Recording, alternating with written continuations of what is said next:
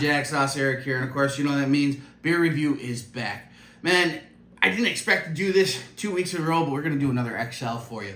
Last week was a lot of fun. Wasn't expecting to do one this soon, but I was walking through my favorite bottle shop, of course, Bitter Pops, and I saw something that I just had to go for. It's just really cool, something I hadn't seen before, and there's good reason for that. We'll get to that in just a second. But first and foremost, this works perfectly because it's kind of an XL week for Jax Sauce as well. Tons going on. Let me tell you a little bit about what we're doing. All right, first and foremost, you know, what I'm learning as this progresses, Jax Sauce progresses, is the big key to starting something that people are going to love, is listening. Of course, you have to listen to yourself and what you think of your own stuff, but listen to other people. And we did that. We listened to ourselves because I agreed with you.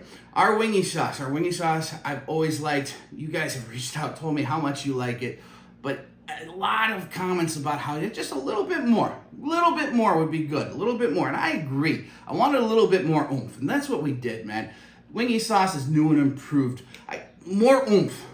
That's the only thing that kept coming to me. This beautiful cayenne pepper puree that we have, we added more savory notes to it. Really well balanced, a lot more of the roasted garlic that I really like. It's a great play on buffalo with a Chicago twist, if you will. So please email us at jaxsauceco@gmail.com and find out how to try the new and improved wingy sauce. Guys, it goes great on grilled wings, smoked wings, fry them up, toss it, whatever you like. I'm really proud of what we've turned this into.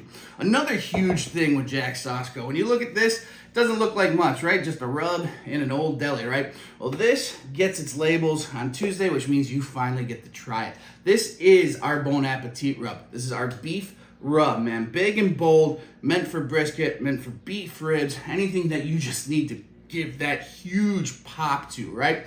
This is, of course, you got the garlic, you got the salt, the pepper, everything you need for those savory notes for your beef.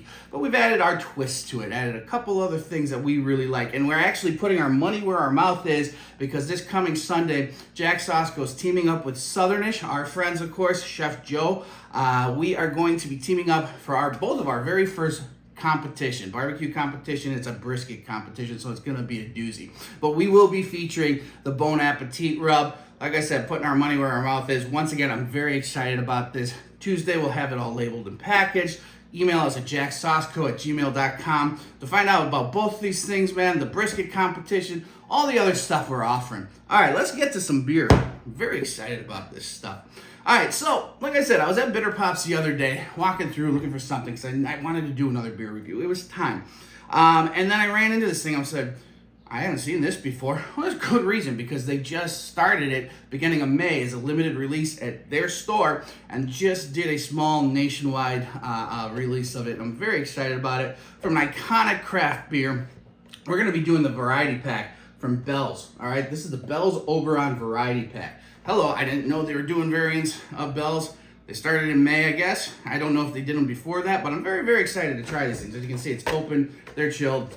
Let's get to work. All right, Bell's itself, it's been around for a while. The brewery itself, Larry Bell started brewing professionally in 1985. He actually, in 1983, opened up a home brewer's shop, which he still sells home brewing equipment out of his Bell's General Store, which is this whole thing began. Since 1985, man, this guy has exploded. He's expanded over the years.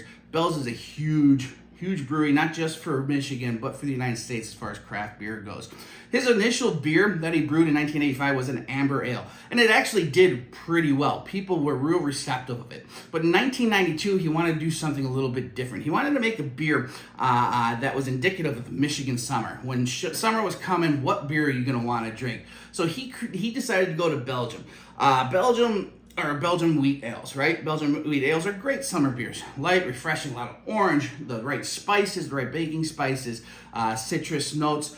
He wanted to be inspired by that. At the time, in the early 1990s, when he made this, 1992, most beers were kind of based off of English style ales. They were easier to make, shall we say. No beer is truly easy to make.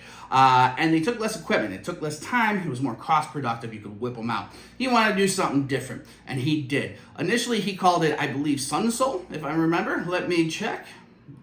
We do this in one take, so I have to make sure of it. I did not know Soul Sun. See, I said that backwards. But in 1992, he came out with a beer called Soul Sun, which was reflective of the style Saison if you will, which is the summer session beer that the Belgians make with wheat.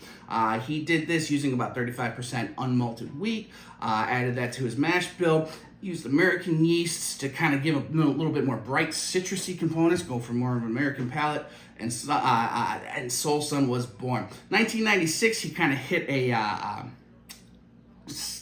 snag, if you will, legal snag as far as the copyright of the name and whatnot. So he changed it to Oberon. Oberon, of course, being the official spring and summertime beer of Michigan. It's actually the spring and summertime beer. It starts Cubs baseball season for us Northsiders here in Chicago, man.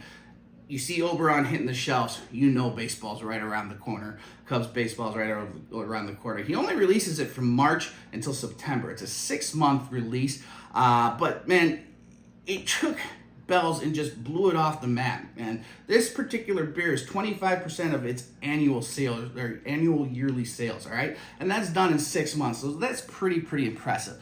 As a matter of fact, this beer, since its creation in 1992, has pumped over $1 billion into the Michigan economy, right? So much so that last year they declared March 21st officially Oberon Day in Michigan. I think that's pretty cool. It is the start of spring for Michigan. It is the official summer beer of Michigan, and now it has its own official holiday. I think that's great. So it is a Belgian-style wheat ale with an American twist, lots of citrus, lots of coriander, and lots of orange peel, right? So it's a great beer on its own, a great summer drinking beer. But then you get to this variety pack, man, and you have all these crazy things. This one, which we'll do second, is the Oberon Ale with lemon and orange zest, which to me, Oberon already has lemon and orange zest.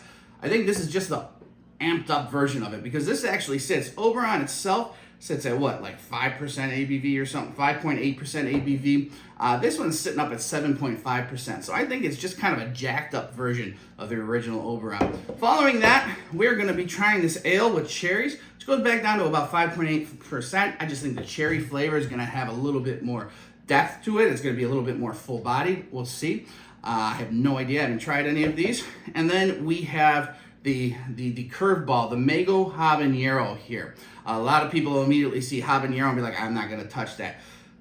Brewing with peppers or spicy peppers in beer actually works really well. Yeah, you can hit, they are hit or miss, let's be honest with you. Some of them you taste it and you're gonna get that heat. It's handled correctly or incorrectly, but when you cook with a habanero and when you brew with something like habanero, when you do it properly, yeah, there'll be a little bit of heat, but it's more an afterthought, whereas, because habaneros have a great tropical flavor to them. And I think that's gonna work really well, and I think that's more what you're going on, especially since you have the mango on there. I think you're just going for a big fruity beer that's going to have a very kind of peppery note at the end. I highly doubt it's gonna be like a super spicy beer. So let's get into this, man. The original Oberon. This is a beer I like. I mean, if you're in the Midwest, you've had this beer. Classic Belgian-inspired ale.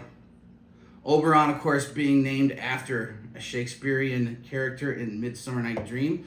Midsummer Night's Dream, the name of the play itself, I think plays really well with what this beer is supposed to be. Drank in the warmer weathers of the year in the Midwest. And Oberon, the name, has something to do with being like a strong beer or something like that. I remember reading back in high school. So maybe there's a charging bear or something like that. I don't remember exactly. So maybe that's a little indicative of how, or maybe it wasn't. Maybe it's an afterthought now, but it really fits because not only is this a summer beer for the play, but just the way this particular beer is bared over the market, like bull rush the market. I don't know. I'm reaching here. One take, guys. I can't say the other thing. I'll probably get sued. All right. Let's try this out. Look at that. Crystal clear or light and pale. Not crystal clear. There's not a ton of wheat protein floating in that thing. It's very light. It's not going to be as heavy as traditional Belgian wheats. I just love that beer. So this is light. It's crisp. The hops are drawn out more. The citrus comes out. Hops are drawn out more than what you would traditionally get in a Belgian-style beer, in my opinion, or this style of wit beer from Belgium. And I think that's all to play with the American palate. Light, refreshing, citrus, hints of orange peel, the pith, of course, lemon pith, and then just a little subtle hint of the baking spices, the coriander. It's not overbearing. It's just a very nice, well-made, refreshing beer. Next, we're going to be doing what I think is just the amped up version. Citrus Oberon Ale with lemon and orange zest. 7.5. So it's the big boy of the group as far as ABV goes.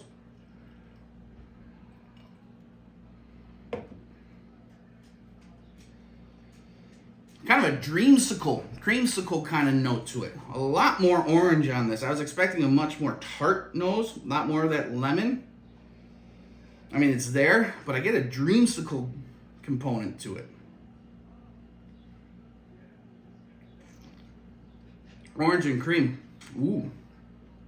100%, man. This is an amped up version of original Oberon. That's really, really good. The orange really stands out in this one, where I think the citrus in the original stands out. I think the orange comes out of this. It says citrus, so much orange. The peel, there's a little bitter component to it, which is really nice. A lot more body to it. You can see it's a lot more opaque. There's a lot more wheat protein floating in that beer than the original. All right, let's go cherry. Oberon Ale with cherries. Man, cherry beers are hit or miss. Some guys really do it well, and when I drink a cherry, any ale, I really want more of the tartness. I don't want maraschino cherry sweet and syrupy, candied, nut, artificial crap. I want that really nice tart cherry flavor to it. So I have a feeling coming from Michigan, we're gonna be just fine. Let's put beer in the glass before we drink. All right, so great color right off the bat. Look at that beautiful color from the cherries. I would love to know how much cherry he actually puts into this beer. Great to keep getting thicker and thicker as far as the proteins go in that beer. Cherries are gonna help give you that cloudy appearance. I mean, none of this is filtered, I would think. Oh yeah, oh yeah. See, now that has a beautiful, beautiful tart cherry nose. Oh, I think I'm gonna love this beer. Let's see, as long as it's not too sweet. I need a moment.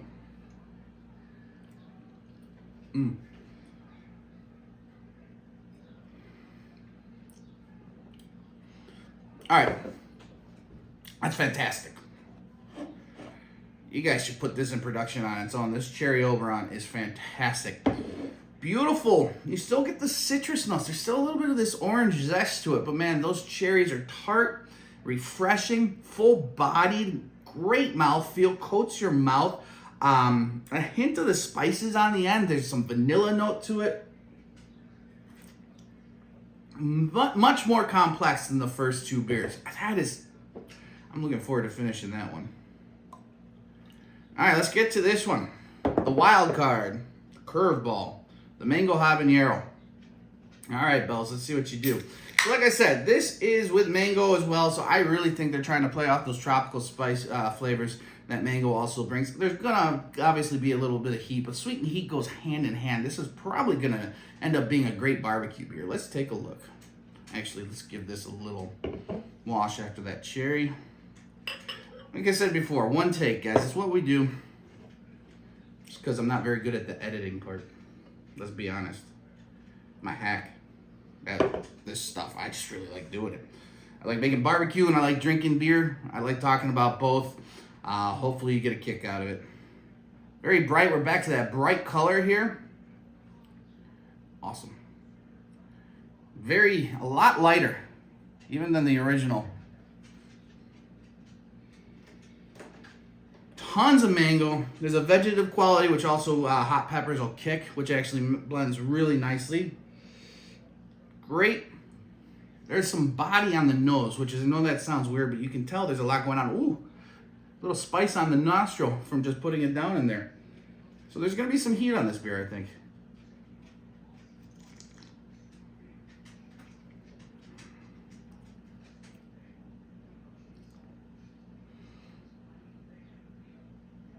It's okay. All right, Bells. Not gonna lie, I love Oberon. The citrus is great. That cherry is mind blowing. This one's okay. It falls a little flat on my palate. I was expecting a little more heat on the back. The tropical fruit's definitely there. There's a little heat in the throat. So this is building a little bit. I like, okay. It's going up. But I would like a little bit more pop of the mango, a little more pop of citrus, or excuse me, tropical fruits. It's a well-made beer. I just want a little bit more, just like I did with my wingy sauce. Not that I should tell you guys how to do business, because who am I compared to you guys? But seriously, these beers are fun. If you're gonna have a winter that's more heat building, it's actually kind of fun. That is a fun beer. I'm not giving it a bad review. Just when you taste it after these other ones, particularly this cherry, man. This cherry is fire, fire. So cool. I threw the box, but the variety pack, like I said, on May 10th, he released it just as a small thing in his own Bell's General store. And then did a small release nationally. Luckily, Bitter Pops was one of the places to get it. I'm sure you can find it in the Chicagoland area at other places. I don't know if he did enough for Binny's, which is the normal place, but if you're in Chicago, check out Bitter Pops. They have it, limited supply, of course. Let's see what the mix tastes like. This one's gonna be a little weird. I'm not gonna lie. Last week worked great, but this one might be a little weird.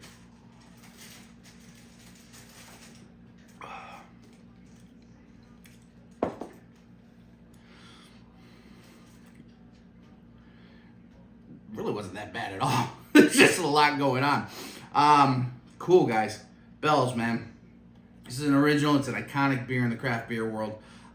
Limited supply. If you're a Midwesterner and you haven't tried Bell's, you gotta get some. It doesn't last long either, so you don't really plan on stocking up. So when you buy this, open it, drink it fast, have a great summer. And guys, cheers to the official start of Midwest summer. All right, full stop. My bad. I had to break back into my own video because I did this a disservice, man. This mango habanero in the variety pack. I let it sit for a little bit, warm up a little, and that's exactly what I had to do. I drank this way too cold, man. That tropical fruit that I said I was missing is coming out strong. The mango's there and giving it a lot, not spot, some great body, but more kind of like tropical pineapple notes are coming through, which is what I like from habanero. The heat is definitely there, but it's so soothing. It's a nice throat heat. It's not overpowering. It's really, really well made. And the vegetative quality, the green quality that I wasn't really finding all that great is gone, man. Bell's, I had to cut in because this is really, really a great beer after you just let it sit. Get the variety pack, let the mango habanero sit out for a couple minutes. Cheers. I missed again.